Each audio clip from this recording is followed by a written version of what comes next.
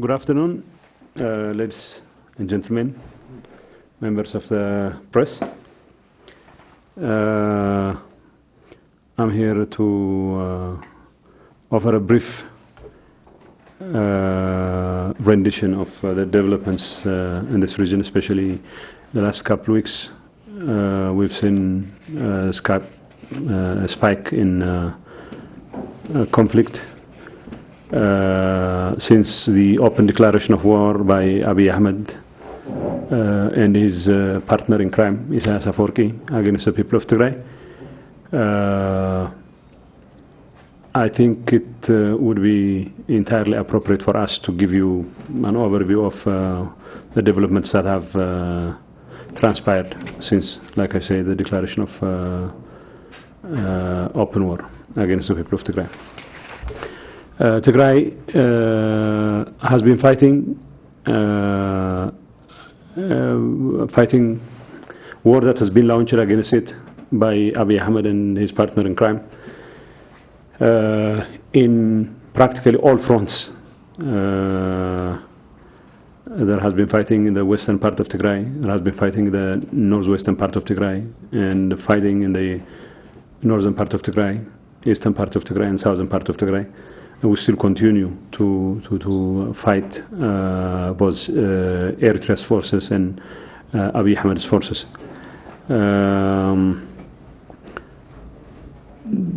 The special police forces of Tigray, the militia forces of Tigray, and the generally defense units of Tigray have been waging a very heroic struggle against the aggressors, against the invaders.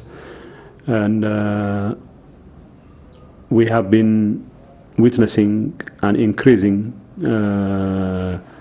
level of casualties, especially in the western part of the western part of Tigray and southern part of Tigray.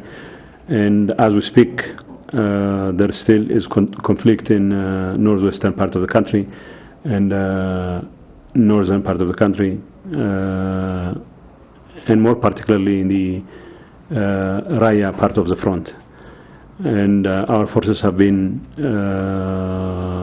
heroically defending against aggressors, against the invaders, and will continue to inflict heavy damage against the enemy. And we are obviously interested in making sure that the invaders do not have a free ride in their open vow to subjugate Tigray, to arm twist Tigray into submission. But the most important thing is Abiy's forces are not particularly interested in engaging us in the battlefield alone. The number of people who are being targeted through all kinds of attacks, through all kinds of asymmetrical attacks by Abiy's forces is increasing by the day. And Abiy's planes have been, maybe Isaias's planes also have been attacking targets, mostly civilian targets in many parts of Tigray for quite some time now.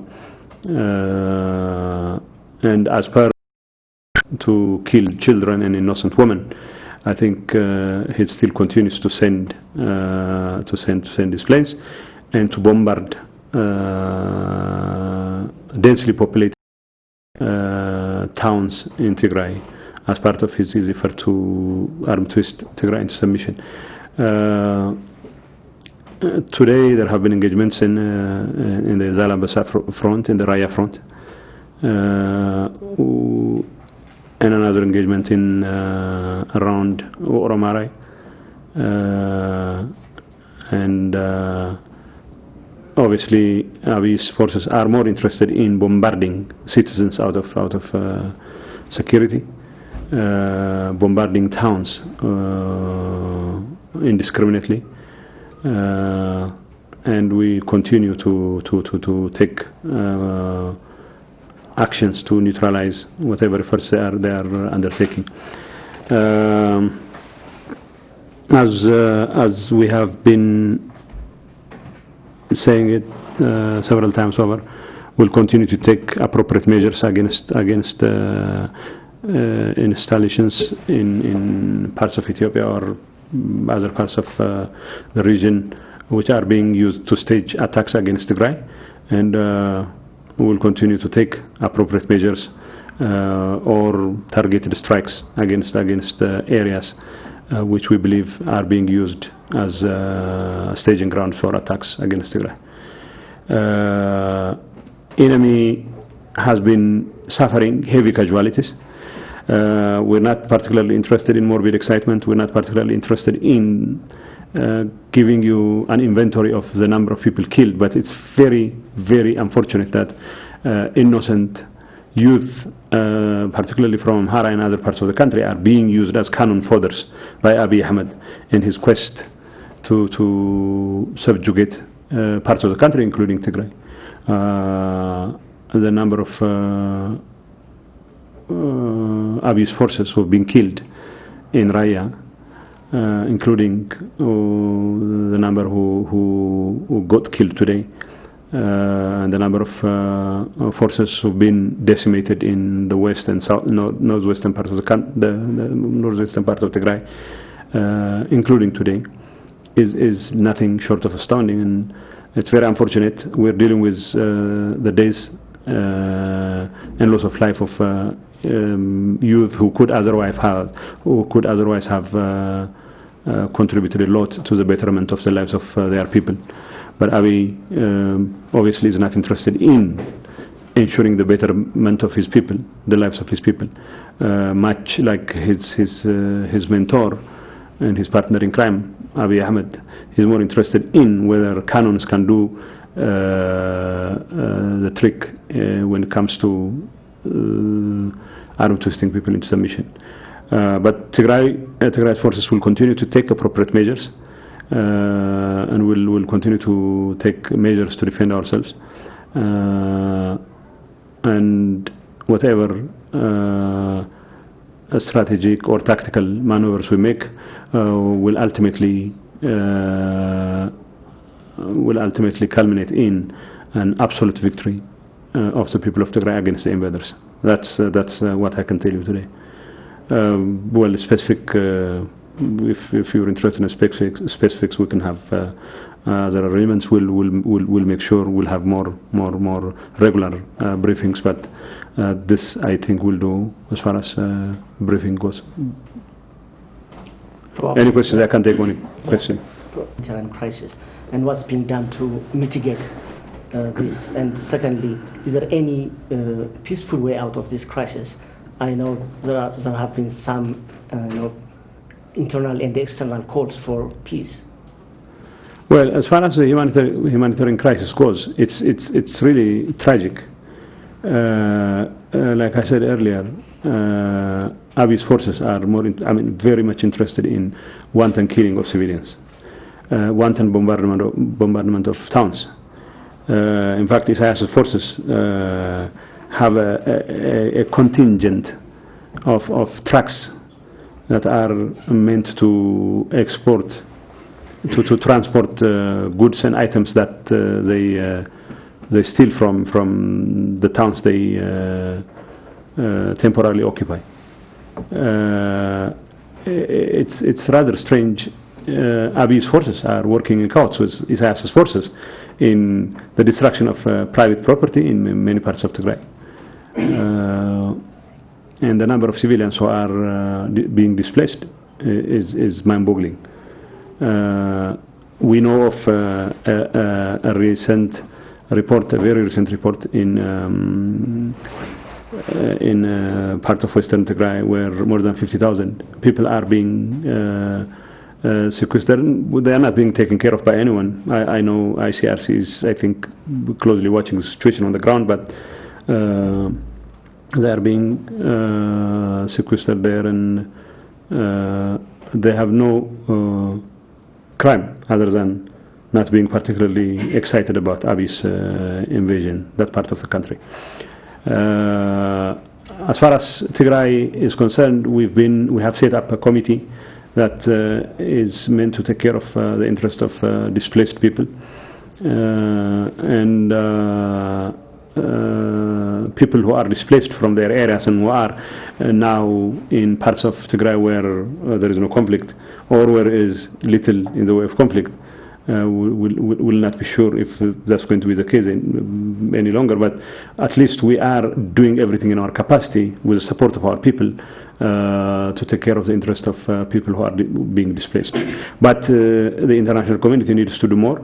We have expressed our willingness to open humanitarian corridors for the international community to look into humanitarian issues. In fact, it's very unfortunate that people who should have known better, including the Assistant Secretary of State for African Affairs, Tibor Nagy, was squarely blaming TPLF and the government of Tigray for having committed something which was obviously committed by people who have been collaborating with Abiy Ahmed in western part of Tigray. But while even Tibor Nagy himself is calling for independent investigation, which we have been calling for, he still thinks he has the liberty to blame TPLF for being the culprit. I'm just hoping that Ambassador Nagy's remark was a slip of the tongue. But it's very unfortunate the international community, which should have been watching these things closely, is not paying as much attention to the crisis as it should have. But we also, at this point, would like to thank the people in government of Sudan for being generous enough to extend succor and support to our people who are being displaced as a result of the invasion, especially in the western part of Tigray. But the challenge is very enormous, to say the least. Second, peace has always been in our best interest, and of course we've been consistent in calling for peaceful resolution of whatever the dispute there is between Abiy Ahmed and the government of Tigray. Our only crime was that we went ahead with elections, and this must be the only country on earth where people are being attacked for holding elections. And to the extent that Abiy is interested in arm twisting Tigray into submission, I think it's not just about Tigray. He's more interested in making sure that the other parts of the country are also watching, and that there is no point for them to say anything against his excesses. While I cannot say, I cannot speak for other people, all I can say is Tigray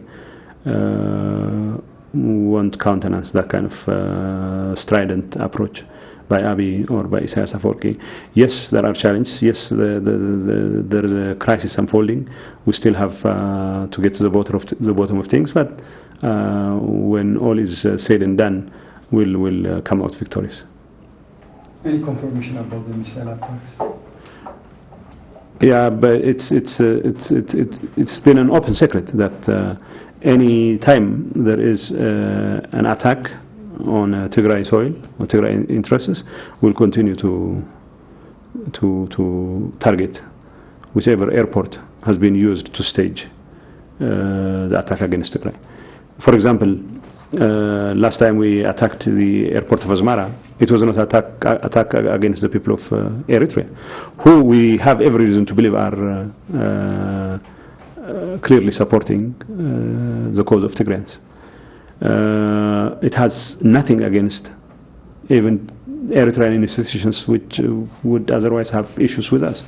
It was mostly targeted against institutions and installations that are being used as staging grounds for attacks against Tigray.